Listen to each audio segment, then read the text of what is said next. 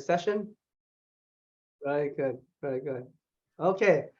Well, good morning, everybody. Welcome to the webinar. For those who do not know me, my name is Peter Kam, and I'm the president of the Coldwell Banker George Realty. Now, normally, this is our regular meeting, a monthly meeting for commercial real estate, and the attendance is restricted to agents only. But because today we have such an interesting topic and an able speaker, we would like to share it with the public. So thank you for attending this seminar. But before I introduce our keynote speaker, I would like to tell you a little bit about our Coldwell Banker George Realty. Now, we have been a full-service real estate company in San Gabriel Valley for the last 31 years. We started as a small real estate company known as George Realty in San Gabriel Valley. We did so good. And after 4 years, the Coldwell Banker asked us to join their franchise. And so we did. And after that, we adopted the name of Coldwell Banker George Realty. Ever since we qualified 26 straight years as a chairman's circle, and which is extraordinary for any real estate company in the industry, because it would take 11 million gross commission to qualify for the chairman's circle in 2021, and it will take 12 million gross commission to qualify chairman's circle for 2022. Now, I hope that we can make the 27 straight years by qualifying this year. It's going to be close, but I think we'll make it. In short, we are a reputable real estate brokerage known for both residential and commercial. Now, and this is very rare for Coldwell Banker franchise also. Usually they only one company only have residential real estate or a commercial real estate, but we have both residential and commercial under our roof. So that is very rare as well. So if any one of you in the audience would like to join our company, we welcome you with open arms. I'm sure that you will not regret, because we have the best resources and best support in the industry. But even though if you are not interested in becoming an agent, you're welcome to come in and drop by our office and have a cup of coffee and chit chat a little bit. That is also welcome. So that's my 30-second commercial. Now comes to the main menu.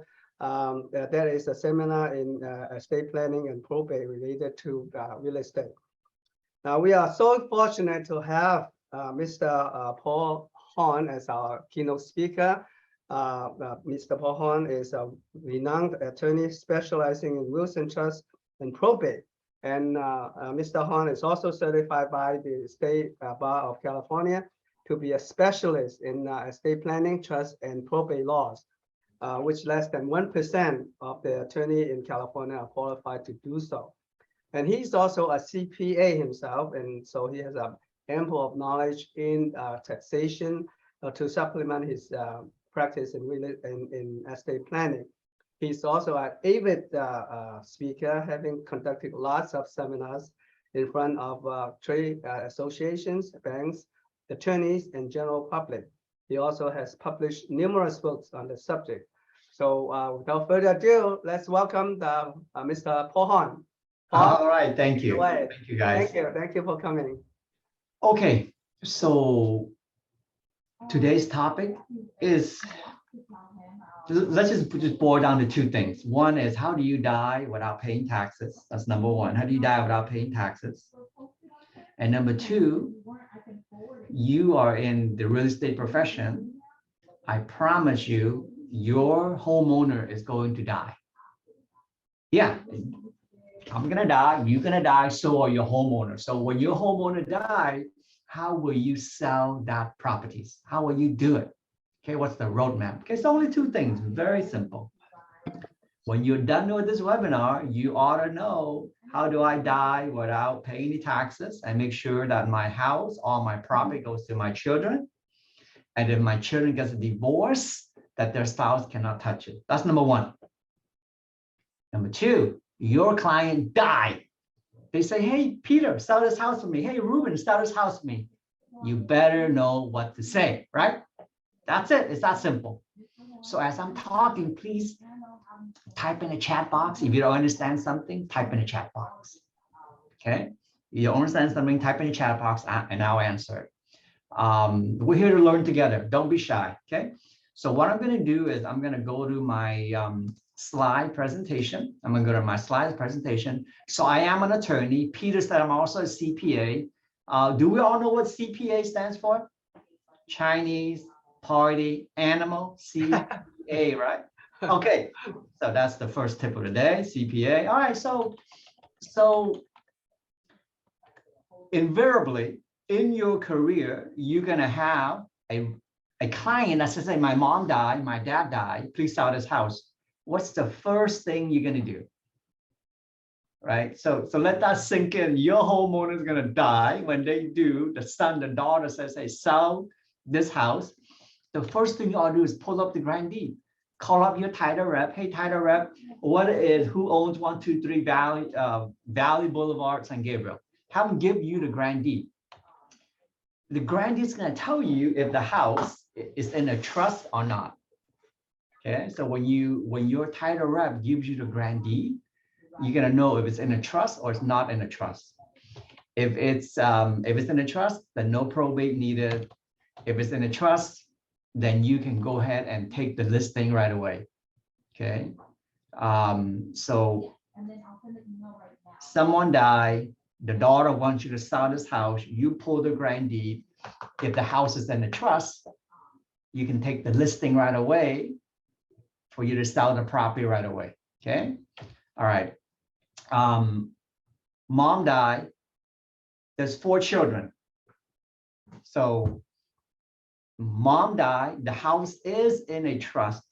Mom has 4 children. So which of the 4 has the power to sign your listing agreement? What do you guys think? Mom died, mom has 4 children. Which of the 4 has the power to sign your listing agreement? Would it be the oldest one? Would it be the most beloved child? Would it be the loudest child? Or would it be the successor trustee? So your answer is the successor trustee. Mom died, the house is in a trust, the successor trustee has the power to sign your listing agreement. Okay, even though mom died with 4 kids, only that one individual who's named as the successor trustee has the ability to sign your listing agreement. All right, so mom died, the house is in a trust.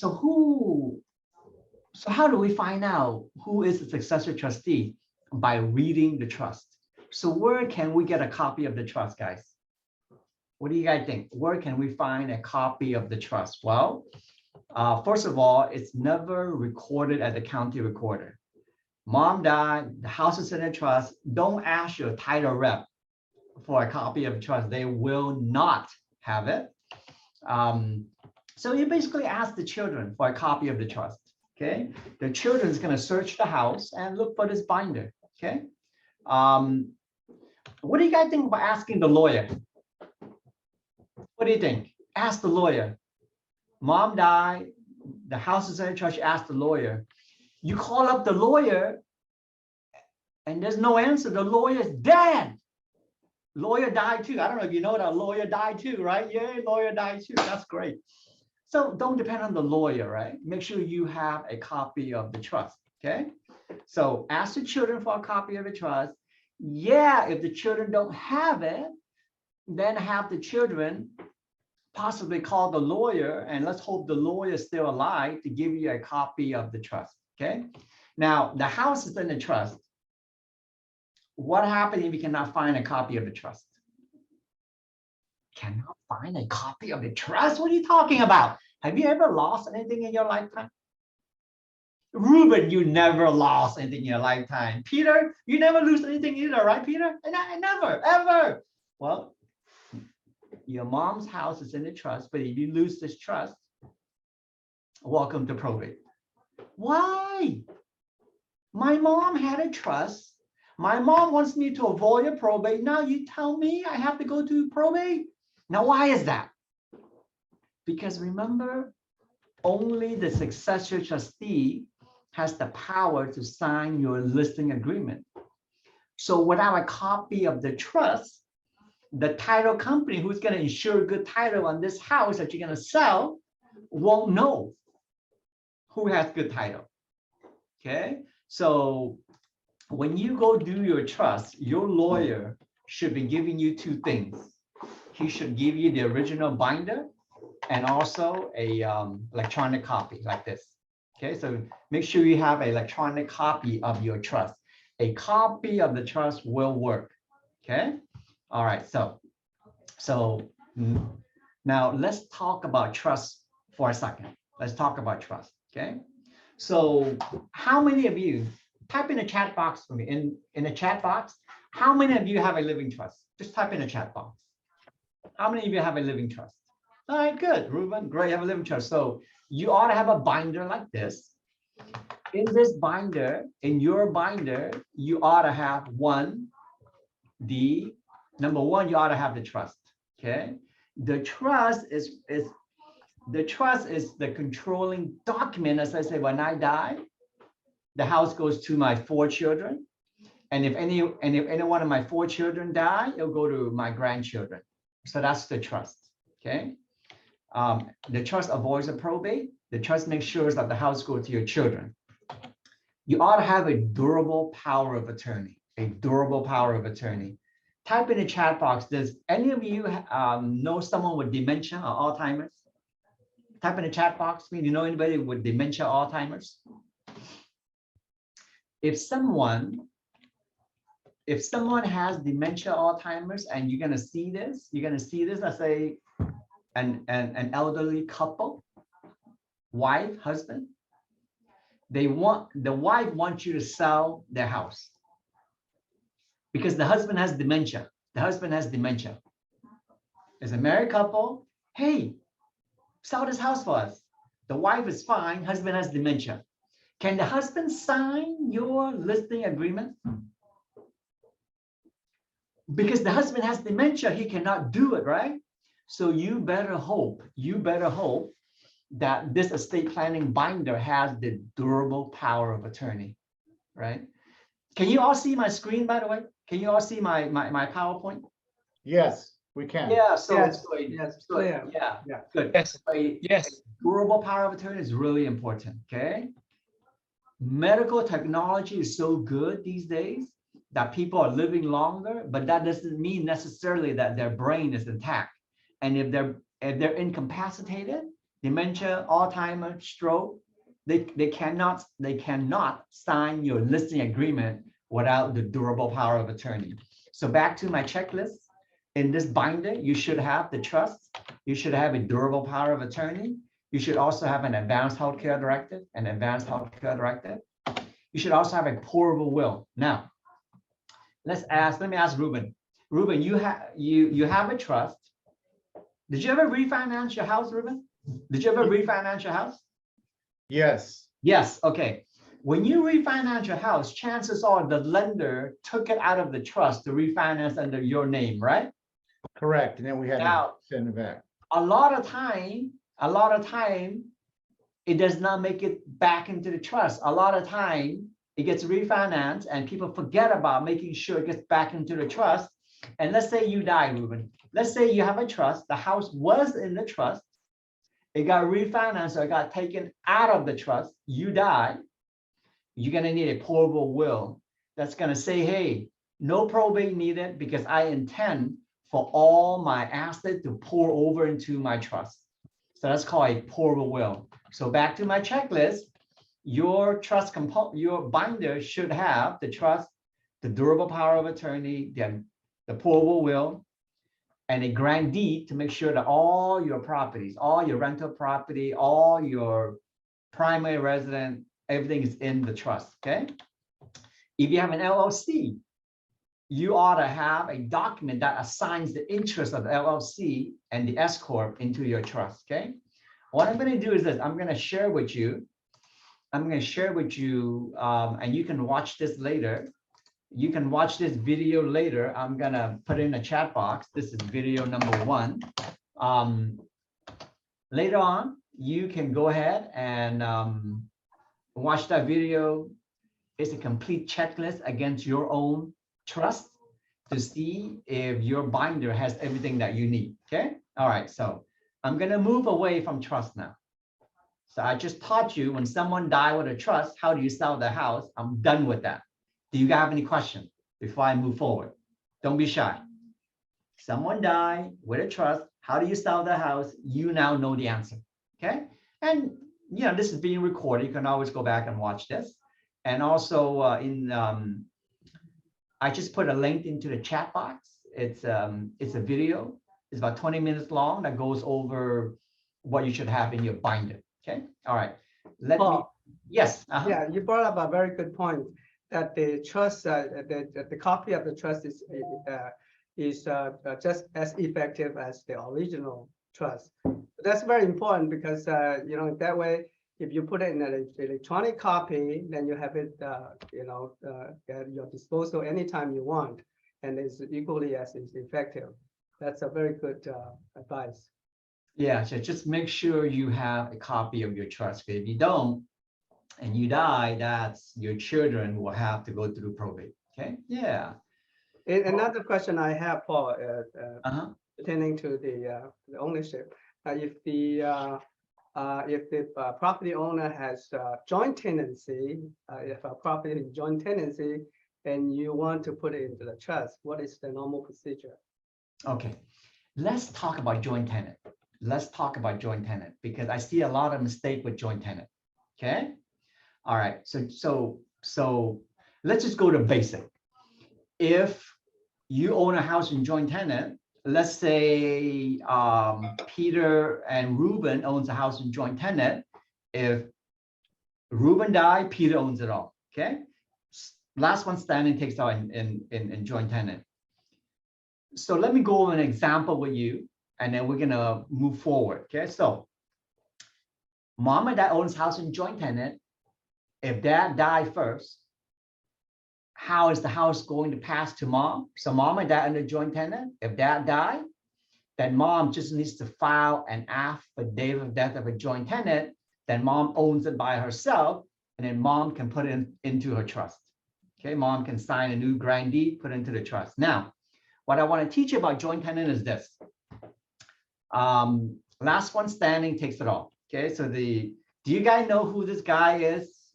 And in the screen, he's got a 6-pack. He's got no money, but he just married this realtor. Her name is Jane. Jane is 80 years old. Jane buys a $5 million mansion house with this guy. He's only 25 years old. She's 80 years old. She's got a lot of money. It's under joint tenant.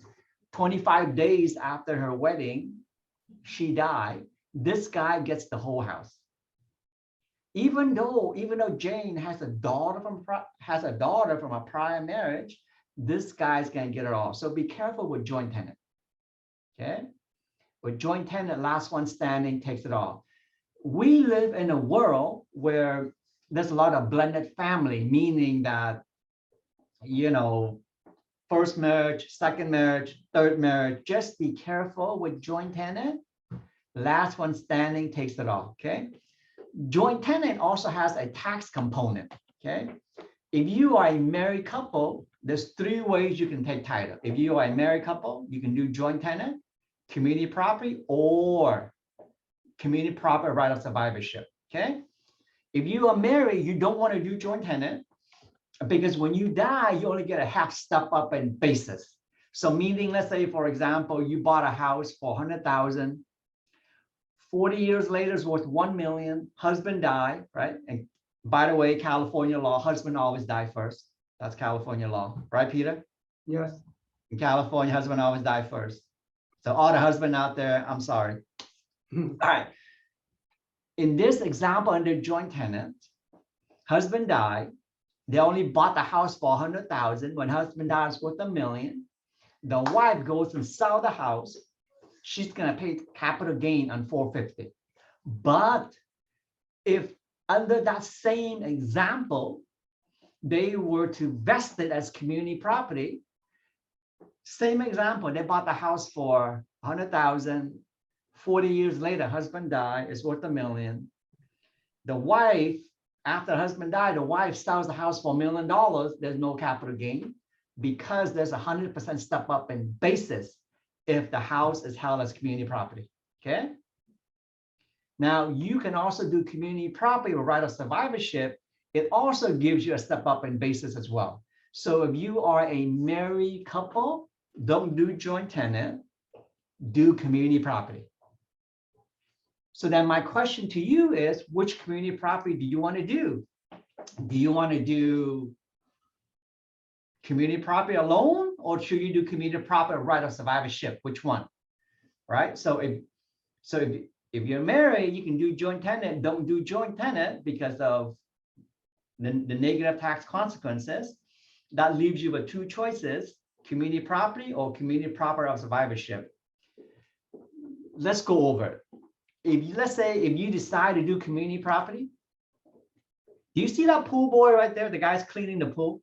Do you see him?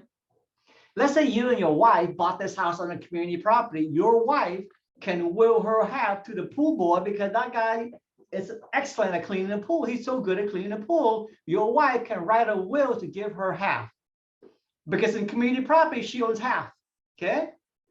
But if you were to vest it as community property or right of survivorship, that's called the I love you way of holding title, where neither party can will their half away. So when you're married, to death do us part, right? Honey, if I die, you get the house. Oh, that's community property or right of survivorship. So when you're at escrow, you're at the closing table where escrow gives you a choice on how to vest. You don't have a trust just yet. Choose community property or right of survivorship. Then when you go do your trust, put that house into the trust. Okay. So Peter, did this kind of answer your question a little bit as far as, hey, how do I, Yes, it's sort of, but you know what I'm concerned about is not the joint tenancy among the husband and wife.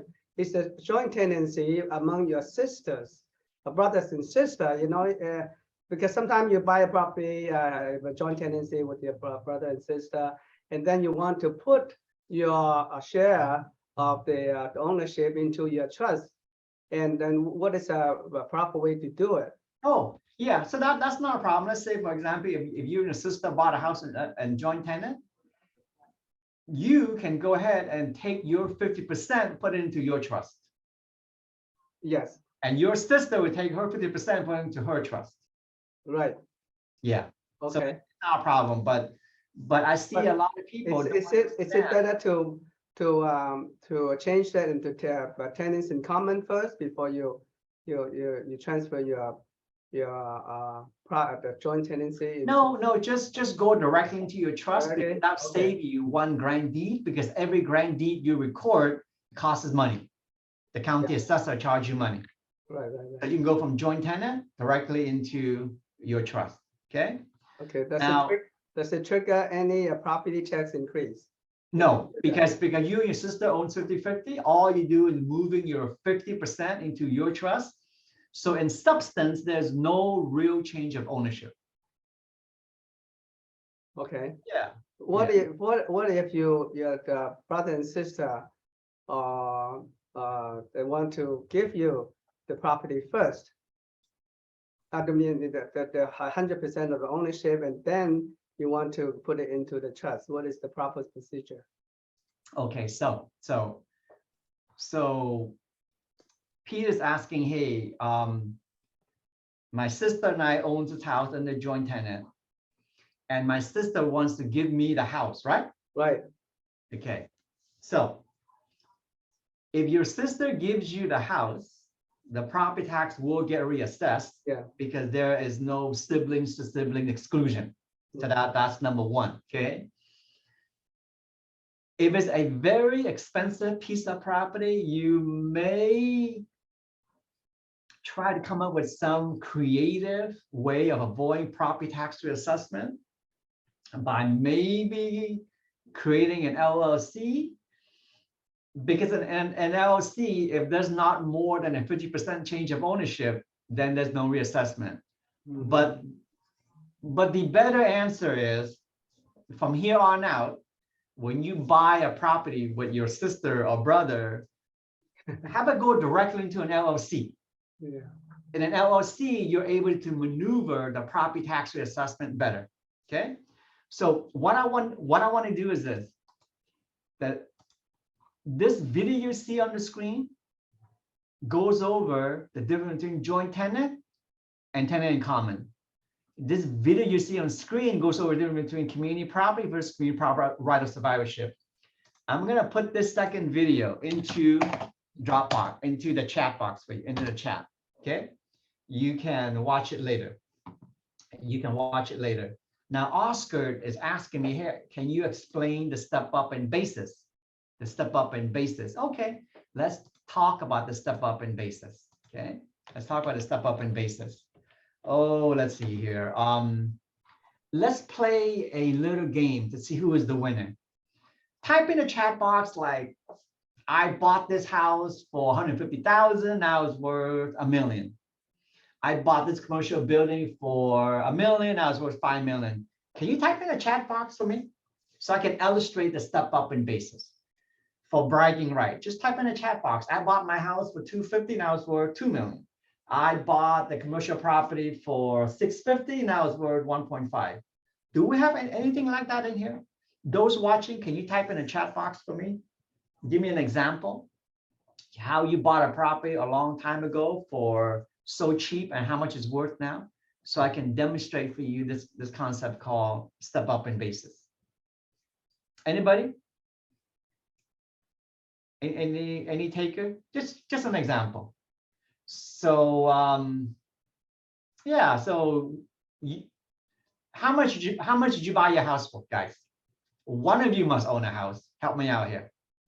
All right. So Trisha bought the house for here. Let's see.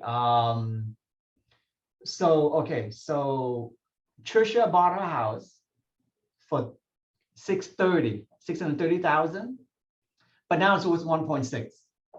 Okay, so Trisha bought it for 630 grand, now it's worth 1.6. Okay, now when Trisha passed away, when she died, is worth let's say 2 million. Okay, y'all follow?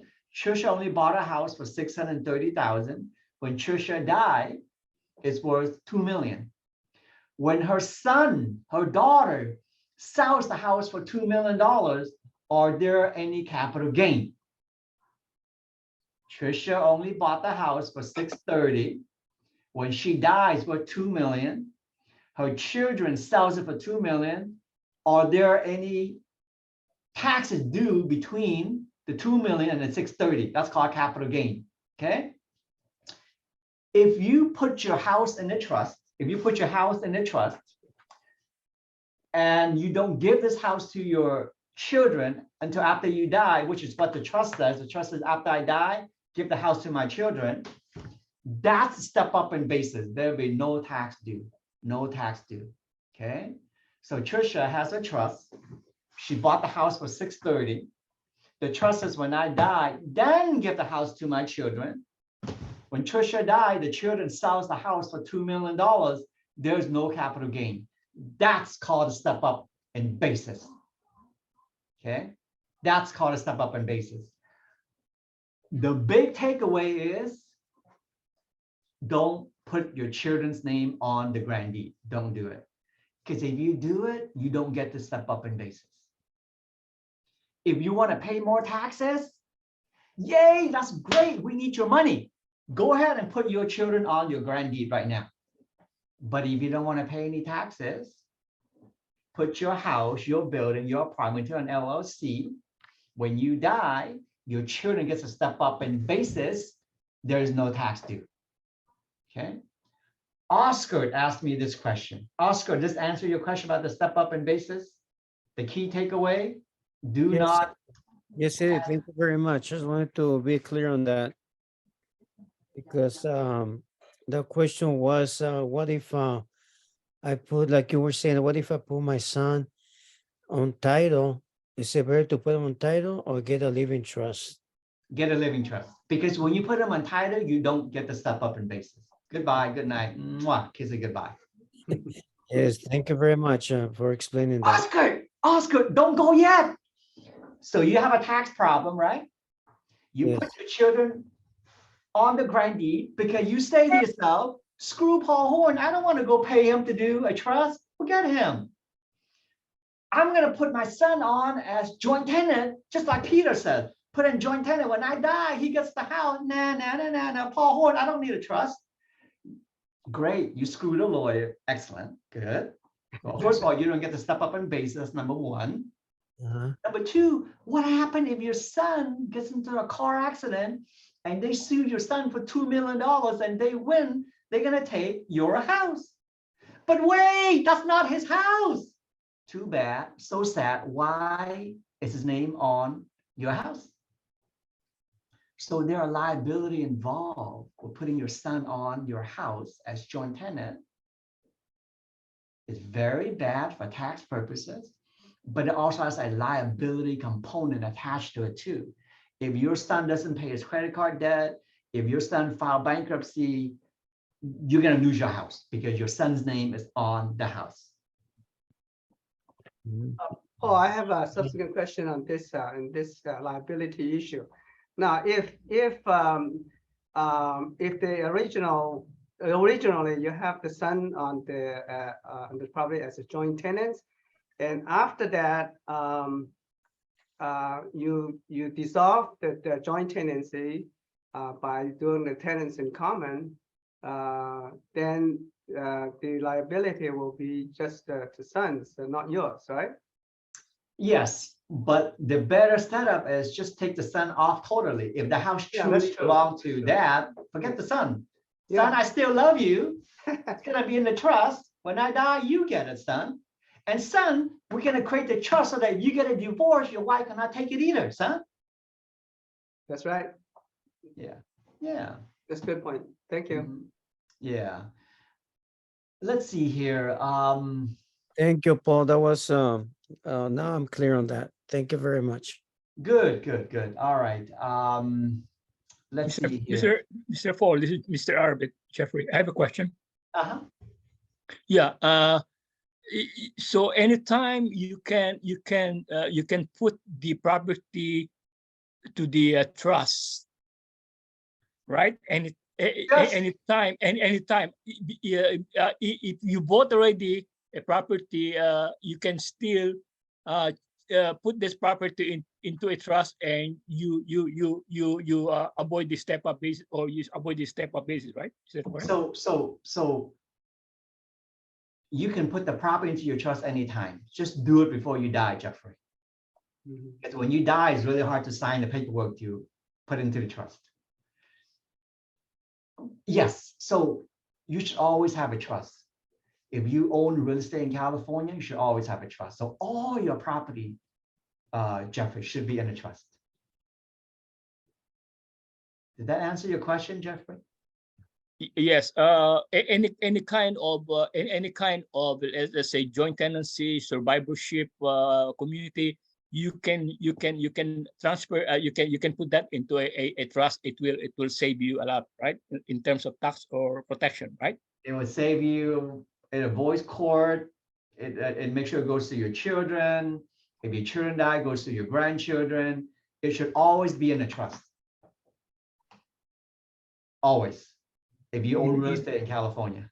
Even after you already have the property. Let's say I bought the property 10 years ago, and right now I want to put it in a trust. I can still do that, right? The answer is yes. Jeffrey. So let's say you own a property under your name. And are you married, Jeffrey? Yes. Okay. So let's say you have a house, you and your wife as community property right of survivorship. So if you die, your wife owns it all, but your wife is eventually going to die as well too. So always put your house in a trust. Okay. The only person who don't need a trust are people who are never going to die. Okay. Guys, listen to me. The takeaway from this class is this: dead people cannot sign paperwork. Huh? Yeah, Jeffrey, you and your wife owns property. When you and your wife die, you're both in heaven. Your children have to go to court to get that property. And that's a lot of headache. So do the trust now, transfer the houses into the trust now. The trust says when I die, it goes to my children. Okay, that's the takeaway. Okay. All right. Any other question, guys, on what we're talking about? I think I saw a lot of questions. Maybe people can just unmute and talk one at a time. Maybe is that a good idea or? Hey, Paul, this is Ruben. Hi. So if one owns multiple properties, regardless if they're in California or not, would you recommend multiple trusts or just one trust mentioning all the properties? Just one trust. Got it. Just one universal master that says who's going to get what. When you have multiple trusts, it's very confusing. Save money, one trust only, and all your California houses goes into your trust. Nevada houses, New Mexico, wherever it is, all goes into the trust. One trust holds it all. The trust says, hey, when I die, it goes to my wife. When my wife dies, it goes to my kids. Yeah. I think Sylvia has a question. Sylvia, do you have a question for me? I do. Good morning. Good morning. The question for you is if the house is already in the trust, but it was set up as joint tenants, but it's a husband and wife, can we at this point change the vesting into community property? Yeah. So in your trust, just have your lawyer designate that house as community property, so that let's say you bought that house for $200,000. 20 years later, it's worth $2 million. Your husband died, and you want to sell it because it's community property. You get the step-up basis of $2 million, and you don't have to pay any taxes. So Got it. put it into the trust and designate as community property if that is the case. Perfect. Thank you so very much. Yeah. Thomas. Hi, Thomas. Hi, Paul. I have a question in regards to one of my clients. The husband passed away. They were having a hard time looking for the living trust. They finally found it. The husband said that in the trust that if he passes away, he's going to give the other half to the daughter. So the question is, what needs to take place when in this situation happens? Do they have to update their current trust? So that's my question to you.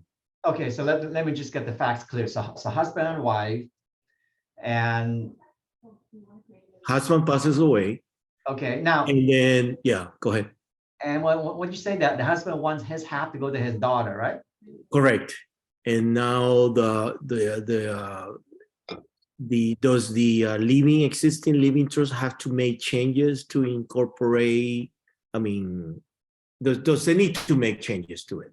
Yeah. So are we talking about, like, for example, this is a second marriage situation? Is it a second marriage? No.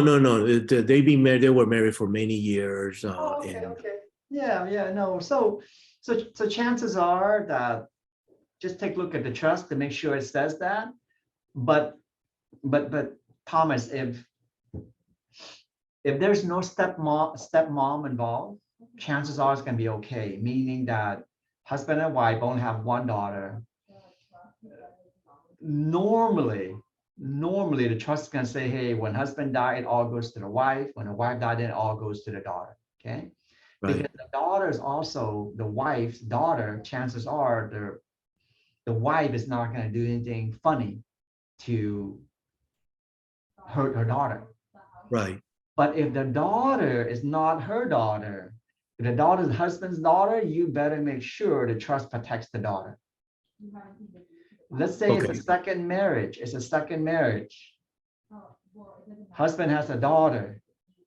If the trust says when I die goes all to my wife, so husband died goes all to the wife. Well, this is not her daughter. She can change her trust and says, forget you. You're not my daughter, forget you. You know, I gave it to whoever else. So be careful, guys. In a blended family situation where the wife has different children, the husband has different children, you better have a solid trust to address, to protect all the interest party involved. I see. Thank you. Sure, yeah. Were there other people with question, guys, that you want to just unmute yourself and ask me? Yeah, Jeffrey.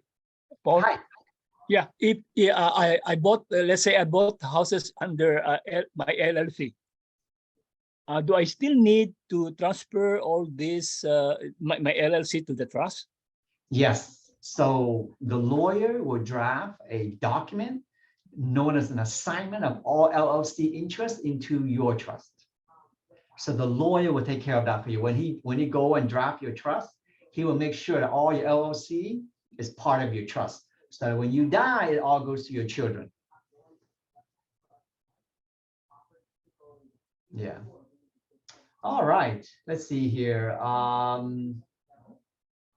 Okay, is there anybody else that wants to ask me a question, or should I move forward? Okay, just raise your hand, guys, if you want to ask me a question, okay? Oh, Cecilia. Hi, Cecilia. Hi, Paul. How are you? Good, thank you. I wondered because today the topic is relate to commercial. So, any living trust, how do they relate to commercial properties? Same thing.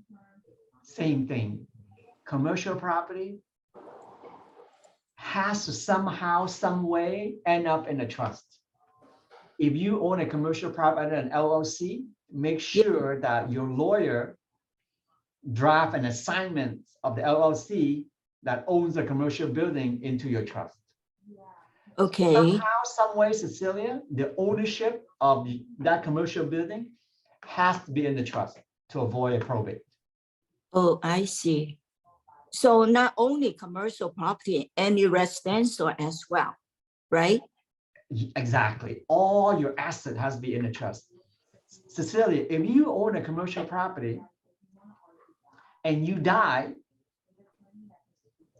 if you don't say who's going to get that commercial property, then it's going to go to the probate court to decide. Even though there's under LLC?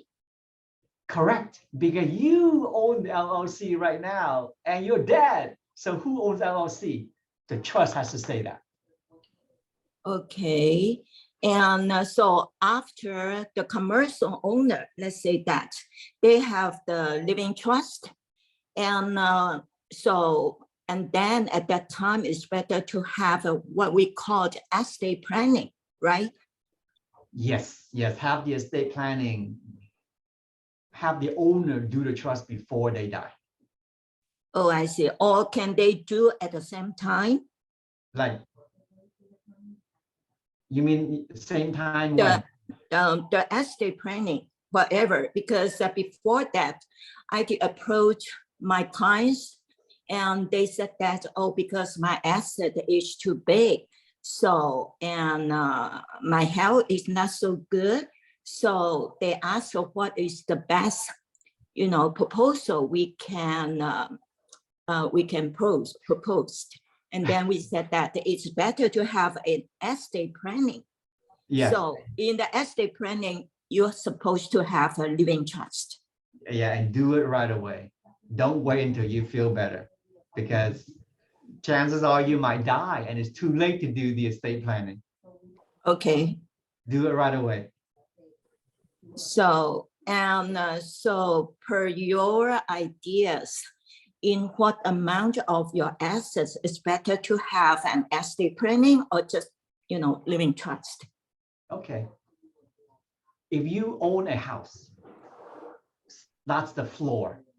If you Yes. own a house, you should have a trust, period. Right. That's it. If you own a house, you gotta have a trust. But if the house, you know, the value of the house now is over 15 million. So it's better to have estate planning or just, you know, like a regular living trust. Okay, all right.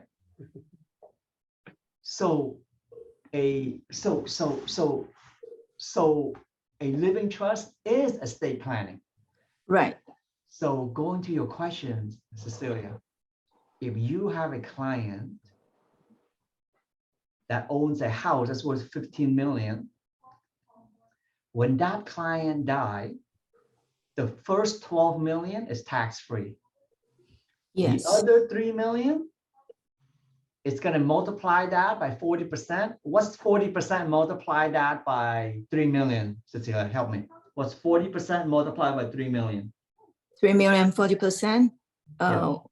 1.2. Yes. So that client of yours that owns a house that's 15 million, if she died, her children's going to pay $1.2 million in estate tax. But we can help her avoid not paying the 1.2 million at all. That's Okay. estate planning. Okay. It's worth it to say $1.2 million. Right. Can it be deferred? No. She dies, she gets 12 million for free. The other 3 million, multiply that by 40%. Yeah, right away. Right away. Okay. So Oh. just do estate planning and your children don't have to pay the $1.2 million. Yeah. Yeah. Okay. So that's still very tricky, you know, in between living trust and estate planning, or They're the same. actually the same. They're the same. Okay. They're the same. Okay. But what I'm talking about, if your client's worth $15 million, it requires a high level estate planning like you and I are talking about. Right. Yeah. Yeah. Okay. Good. Yeah. Thank you. Yes. Hi, Winnie.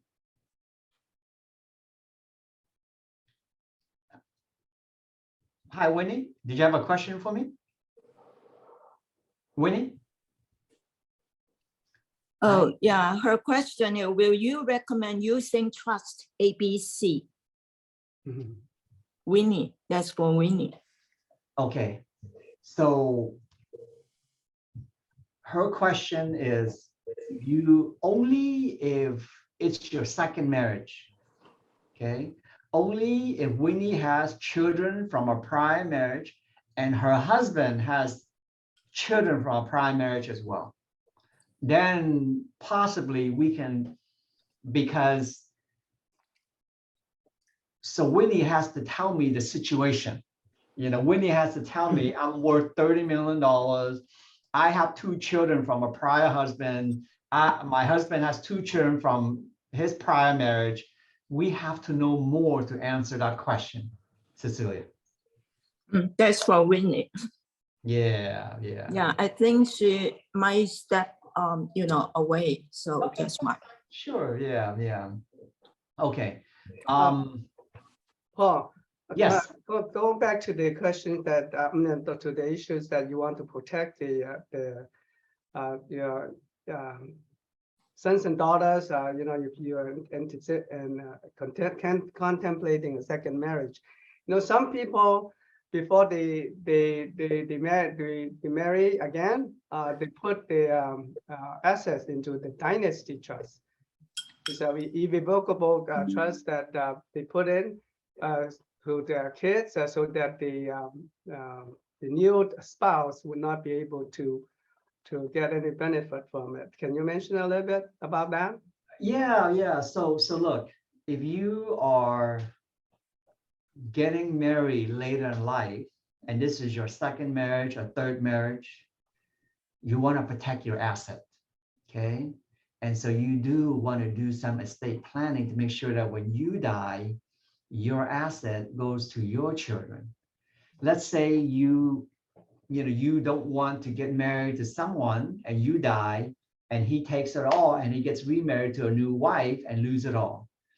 So there are various ways to do that. There's all types of trust that we can set up to make sure that if you die, your asset goes to your children, not his children or her children. Okay. Yeah, so there's various trusts that will allow us to do that. Okay, but it's going to take the client's willingness to sit down and say, okay, I have all these assets, and I'm marrying someone who has all these other assets as well. I'm going to die one day. So when I die, I want to see this happen. Tell the lawyer that, and the lawyer can help you structure it to protect your children. Okay, do you do dynasty trust? I do. Okay, good. Yeah. Very Mhm. good. I will refer you the clients who wants to do the dynasty trust. I Yeah, have and a few yeah. friends who wants to do that. Yeah, and it also depends on, how much asset they have too, because for example, currently, if you die with less than $12 million per person, tax-free, okay? $12 million, anything less, no tax. But that law is only good up to January 1st of 2026. In 2026, that $12 million drops down to $5 million. Now, the law might change, but as of right now, the 12 million is going to drop down to 5 million. A lot of people are worth more than 5 million. Okay. So 2026, we're going to find out if that $5 million is permanent, because if it's permanent, a lot of people is going to be in trouble. But anyway, that's called the estate tax. Yeah. Okay, thank you. Yeah. Let's see. So before we close, anybody have a burning question that I didn't get to? Don't be shy. We have like a couple minutes left before 11 o'clock. Hey, Paul, I have a question regarding what you just stated. That change in law that's going to reduce the non-taxable amount from 12 to 5. That's regardless if your trust was done prior to that date or not. It's going to adjust based on the death, right? Yes, based on the data. So it doesn't matter when your trust was done, when you die. We add up all your assets. If it's more than the current law is 12 million. Anything more than 12 million gets taxed at 40%. Okay, so right now, if you die, if you have less than 12 million, no problem. January 1st of 2026, that 12 million becomes 5 million. Okay. Yeah. So look, guys, we are at 11 o'clock. So this topic, estate planning, probate, is very, very interesting. We can talk for hours. So maybe a couple months later, Peter, maybe we can do it again. And then maybe the next time around, we'll have some time to talk about probate. Yeah, definitely. Yeah. Okay. Well, I think if anybody doesn't have any other questions for Paul. Yes, when hi, pose me Oscar again. Are you still teaching the probate class? Because I know I took that class with you a long time ago at the Board of Realtors. Are you still teaching it? Yes, I am. Yeah. So for those of you who want to learn about probate, just go to this website. It's called learnprobate.com. So I think it's on the screen. It's called learnprobate.com. Just go to this website, learnprobate.com, and you'll see my classes there. Okay, thank you. Perfect. Yeah. I want to thank Peter. I want to thank all of you for having me here. It's been my pleasure to share my knowledge with you. And thank you all so much for being here. Thank you, Paul. Thank you, Paul. I hope that you can come back again and teach us some more in-depth estate planning. Yes. We all need that, so appreciate it very much. All right. Thank you, Paul. Thank you. Paul. All right. Thanks. Bye-bye. Well, Thank you, Paul. We'll See everybody. thank you. We'll send this out to all the agents once we get the recorded version. Okay. Okay. That's Great. perfect. Thank you. Thank you very much. Thank you, Bye-bye. Peter. Have a nice day. You too.